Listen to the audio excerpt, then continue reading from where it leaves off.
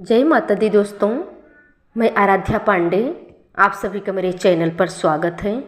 तो दोस्तों, आज मैं आपके लिए एक बहुत ही प्यारा पचरा लेके आई हूँ, तो आइए सुनते हैं। भरी दोपहरिया में सोवै दुर्गे मैया हो के, सोवै दुर्गे मैया हो, सेवकवा उन करना हो, सेवकवा उन करना। राह पौआ दबाई हो, सेवकवा उन करना। राह पौआ दबाई हो, सेवकवा उन करना।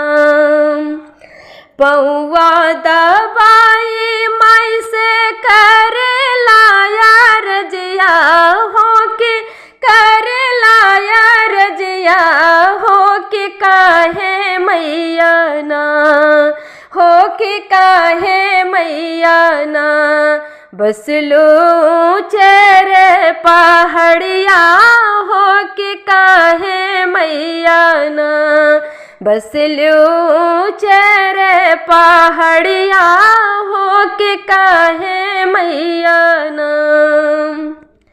देख के बस सेवका ऊँचे रे पहाड़िया हो के, ऊँचे रे पहाड़िया पर मनवा हमरा ना, पर मनवा हमरा ना। लागल भक्तन की नगरिया हो कि मनवा हमरा ना। लागल भक्तन नगरिया हो कि मनवा हमरा ना। देख के बस सेवका बड़ा बड़ मंदिरिया हो के, बड़ा बड़ मंदिरिया पर मनवा हमरा ना, पर मनवा हमरा ना।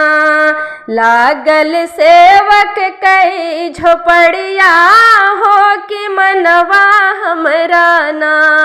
लागल सेवक कई झोपड़िया हो कि मनवा हमरा ना। भरी दोपहरिया में सोवै दुर्गे मैया हो कि, सोवै दुर्गे मैया हो, सेवकवा उन करना। राह पौआ दबाई हो, सेवकवा उन करना। राह पौआ दबाई हो, सेवकवा उन करना।